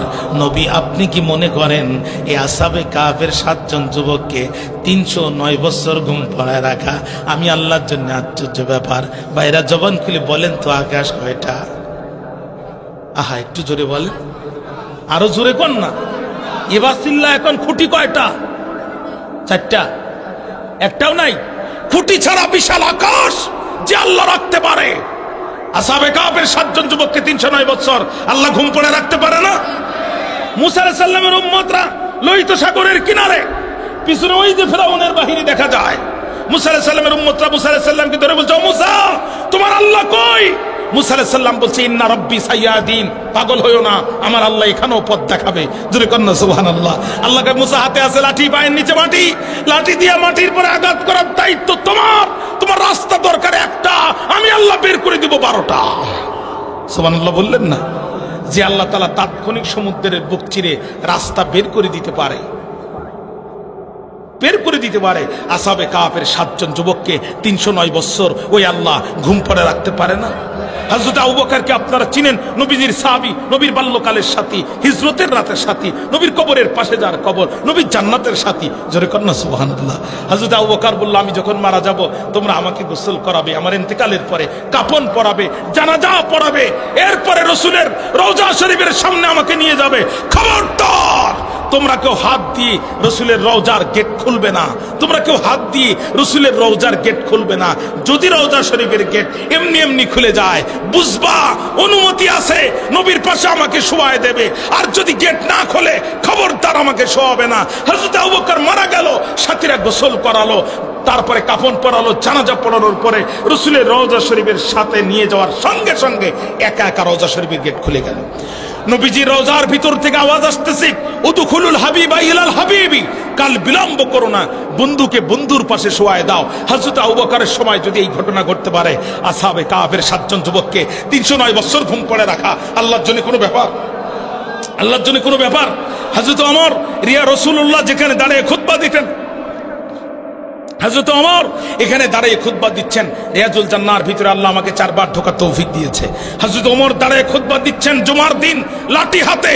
একই সময় 80,000 মাইল দূরে ইরাকের মাটিতে যুদ্ধ হচ্ছে, মুসলমানদের পক্ষে নেতৃত্ব দিচ্ছেন নবীজির আরেকজন সাহাবী হযরত সারিয়া রাদিয়াল্লাহু তাআলা আনহু। একই সময় হযরত ওমর মদিনায় খুতবা দিচ্ছে, সেম টাইমে জুমার দিন ইরাকের মাটিতে যুদ্ধ হচ্ছে। এক পর্যায়ে খুতবা দিতে দিতে হযরত ওমর লাঠি উঁচু করে বলছে, ইয়া সারিয়াল জাবাল, আল জাবাল, ও সারিয়া যুদ্ধের রণকৌশল পরিবর্তন করো। এভাবে হবে না, পাহাড়কে পিছনে ফেলে তুমি সৈন্য নিয়ে সামনে আগায় যাও। হযরত সারিয়া রাদিয়াল্লাহু তাআলা আনহু ইরাকের মাটি থেকে যুদ্ধ করে মদিনায় ফিরে হযরত ওমরকে বলছে, আমিরুল মুমিনিন, খলিফাতুল মুসলিমিন, আপনি মদিনার মাটি থেকে আমাকে ডাক দিয়েছেন, আল্লাহর কসম করে বলছি ইরাকের মাটিতে যুদ্ধের ময়দানে আপনার কণ্ঠের আওয়াজ আমি আমার কানের মধ্যে শুনতে পেয়েছি। হযরত ওমরের সময় যদি এই ঘটনা ঘটতে পারে, আসহাবে কাহফের 7 জন যুবককে 309 বছর ঘুম পড়ে রাখা আল্লাহর জন্য কোনো ব্যাপার? দাকিয়ানুস গোটা দেশে রেড অ্যালার্ট জারি করলো। এক পরিচিতা কোবরা আনসার বেডিয়ার সরকারি বাহিনী বেসরকারি বাহিনী সব নামায় দিয়ে কোথাও খুঁজে পেল না। দাকিয়ানুস বুঝতে পারলো যুবকেরা এখন এই গুহার মধ্যে পালায়েছে, দাকিয়ানুস তখন অহংকার করে বলল, আমি নিজে হাতে যুবকদেরকে ধরবো, বের করে নিজে হাতে ফাঁসির কাস্টে ঝুলাবো। সেনাবাহিনীর প্রধান ওয়াকারুজ্জামান ডান পাশে থাকো, পুলিশের প্রধান বেনজির বাম পাশে থাকো, আর ডিবি হারুন তুমি আমার পিছনে থাকো। এই বলে দাকিয়ানুস যখন ঢুকতে গেছে আর কুত্তার ওই অবস্থা দেখছে, কুত্তা হাত দুটা লম্বা করে, পা দুটা লম্বা করে, জিপটা বাহির করে একটা খেসি মেরে এমন কায়দায় আছে, এখানে ঢুকে যদি আবার সামনে যাই, আবার যদি দেখি একটা বাঘ এই কায়দায় আছে, আর পিছনের কুকুর যদি আবার জেগে ওঠে, সামনেও যেতে পারবো না, পিছনেও আসতে পারবো না। কিছু এলাকার কিছু মহিলা আছে খুব ডেঞ্জারাস, পল্লী বিদ্যুতের মিটারের দামও দেয় না, লাইনও কাটতে দেয় না, আছে না? কথা বলেন না কেন? এখন এক জোর করে এক মিটার রিডার গেছে লাইন কাটতে, মহিলা ঘর থেকে হিসুদা বাইর করছে। হিসুদা চেনেন তো, চিকন লম্বা, খোকার বাপ ডাকাতি করে 6 মাস হলো জেলখানায়, আর তুই আইসিস আমার বাড়ি লাইন কাটতে, এত বড় সাহস তো? বেচারা দেখছে তো কোপ দিয়েই ফেলবে না, বাঁচার জন্য তাড়াতাড়ি খেজুর গাছে উঠছে। মহিলা নিচে যেয়ে বলে, উঠতে পারলাম না বলে বাঁচলি, কিন্তু আমি এখান থেকে সরব না। তুই উপরে উঠলো 2 কোপ, তুই নিচে নামলো 2 কোপ।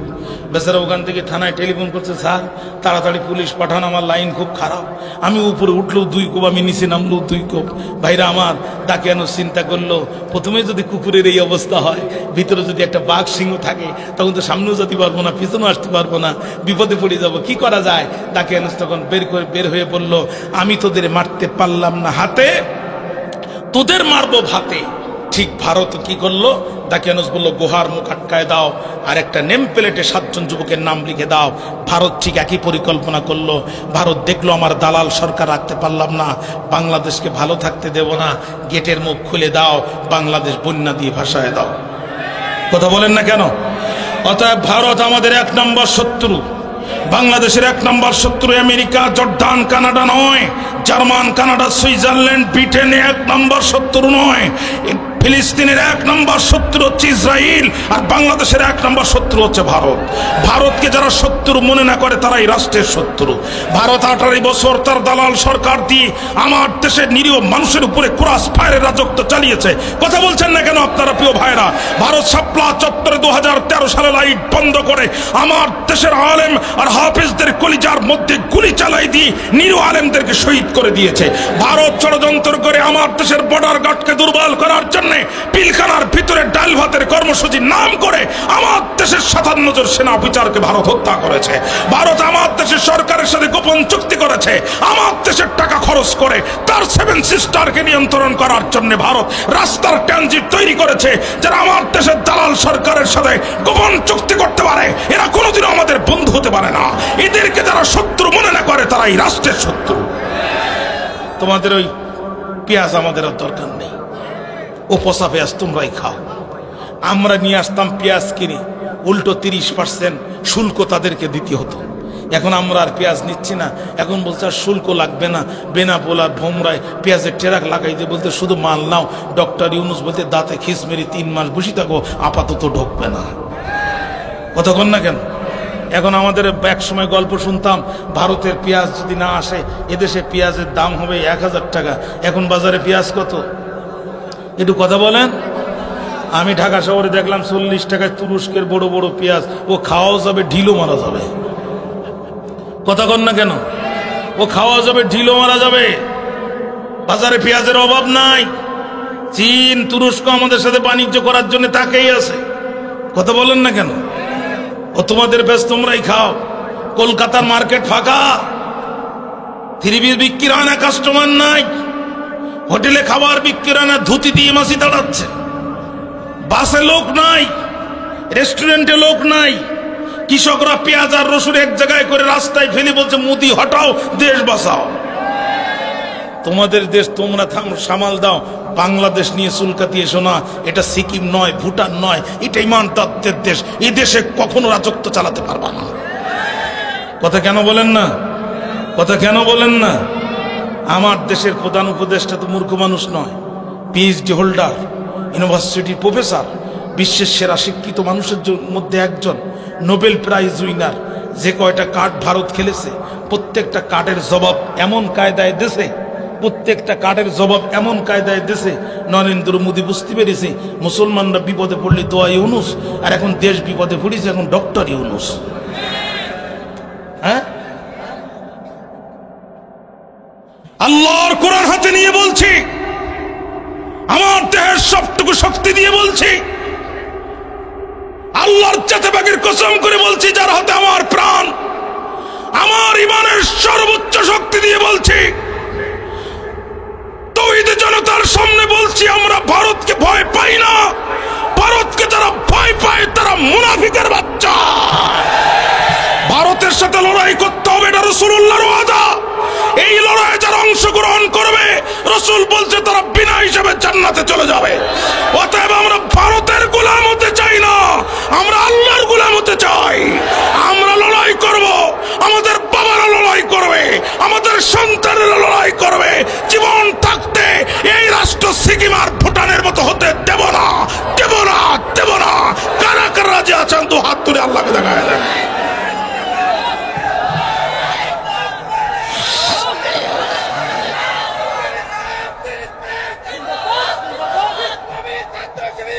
আমার ভাইরা, পাকিস্তান থেকে মাত্র 5টা চালান ঢুকেছে, তাতেই দাদার ধুতি ঢিলা হয়ে গেছে, ঠিক না? আর রিপাবলিক বাংলা একটা চ্যানেল আছে না, আর এক ফড়িং সাংবাদিক আছে, শুধু চিংড়ি মাছের মতো লাভ হয়। এতে দেখাচ্ছে যে ভারতের হিন্দুরা আমাদের দেশে যুদ্ধ করার জন্য সীমান্তে ভিড় করতেছে। আমরা বলছি দাদা শুধু একটু রিস্ক নিয়ে ভিতরে ঢুকিয়ে দাও। পাকিস্তান সর্বোচ্চ শক্তি দিয়ে প্রায় 90,000 সৈন্য নিয়ে এই দেশে 9 মাস টিকতে পারেনি। কথা বল না কেন? এত নদী নালা আর খাল বিল আল্লাহ এই দেশে দেশে, ও তোমাদের একটা ট্যাঙ্ক আর পার হবেন না।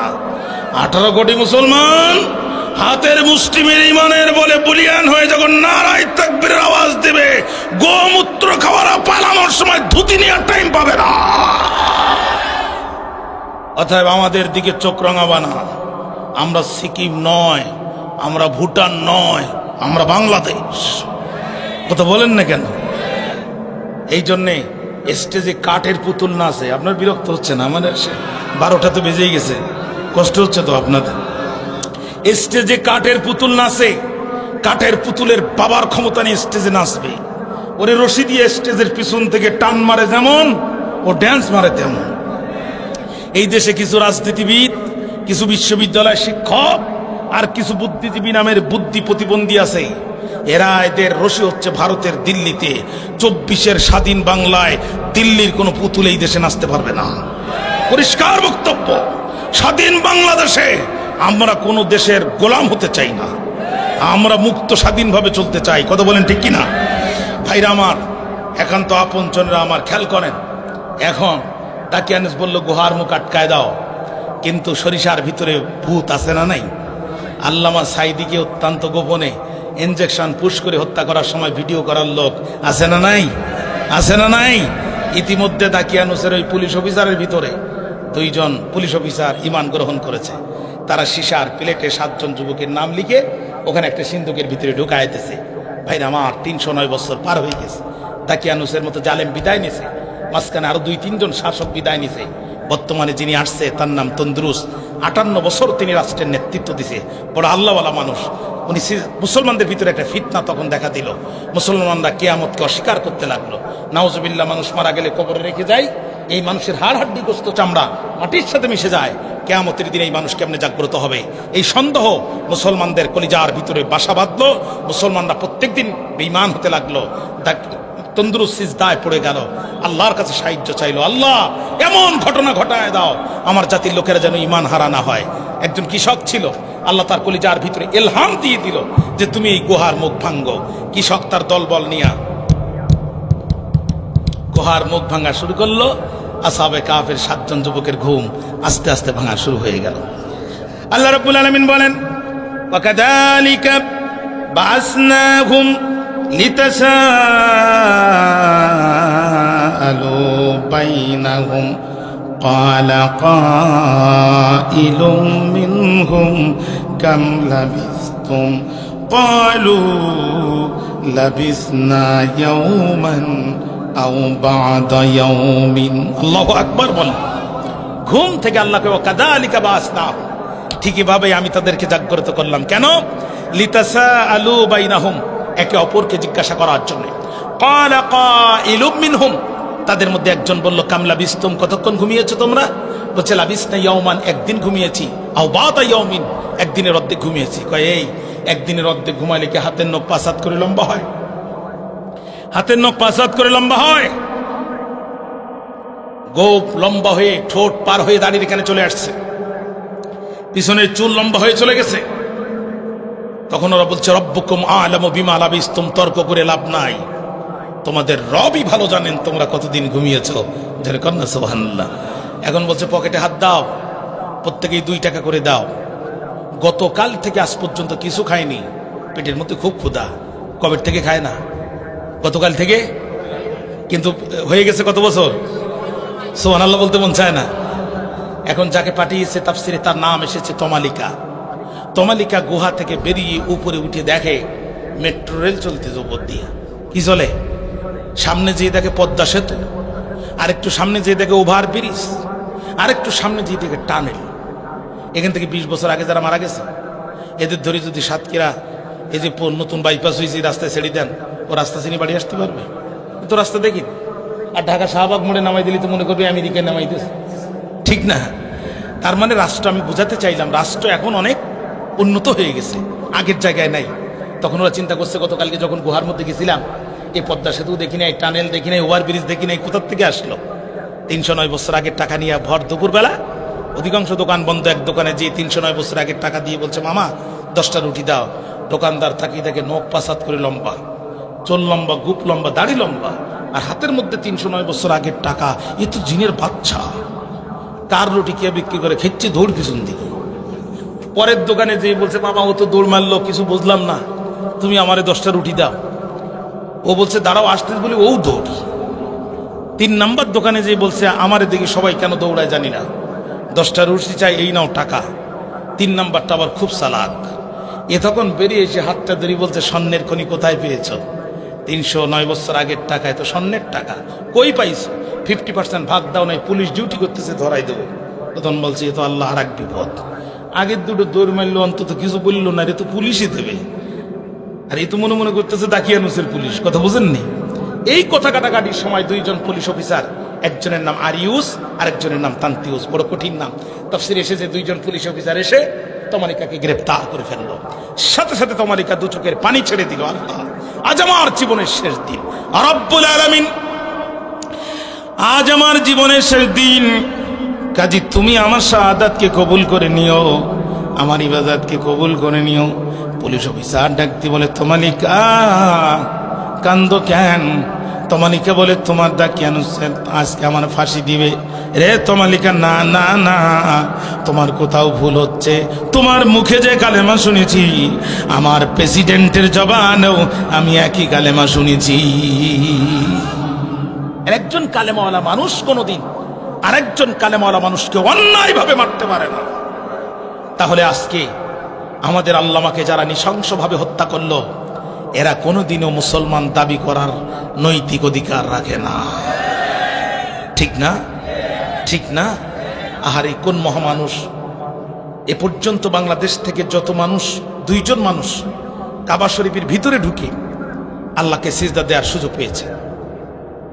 কুয়েতের সাথে যখন ইরাকের যুদ্ধ শুরু হয়েছিল, তখন সৌদি বাদশাহ গোটা পৃথিবী থেকে 100 কতজন, আমার সঠিক সংখ্যা মনে নাই, ডেলিগেট তারা আহ্বান করেছিল। তারা বাংলাদেশ থেকে 2 জন আলেমকে নিয়েছিলেন, আল্লামা দেলাওয়ার হোসেন সাইদি আর ডক্টর আব্দুল বারি রহমাতুল্লাহ আলাইহি। এই 2 জনকে নিয়েছিলেন। কানায় কাবার ভিতরে ঢুকে আল্লামা সাইদি আল্লাহকে সিজদা দিয়েছেন। আপনার আমার কাদের মধ্যে যে রুমাল, এটা 200-300 টাকা দিয়ে কেনা। সাইদি সাহেবের কাঁধে যে রুমাল, কাবা শরীফের কালো গিলাপের অংশ কেটে আল্লামা সাইদিকে সৌদি বাদশা গিফট করেছিলেন, উপহার দিয়েছেন। আমার ভাইরা, এই মানুষটিকে যারা ধর্ষণকারী বানালো, রাজাকার বানালো, চোর বানালো, ডাকাত বানালো, এরা নৈতিকভাবে মুসলমান দাবি করার অধিকার রাখে না। খেয়াল করেন, বক্তব্য লম্বা করবো না, বক্তব্য লম্বা করবো না। দাকিয়ানুস কান্দে।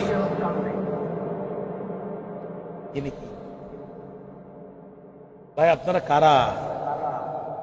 Committee committee? ও খোদা, বেড়ায় যদি ফসল খায় তা হবে কেমন?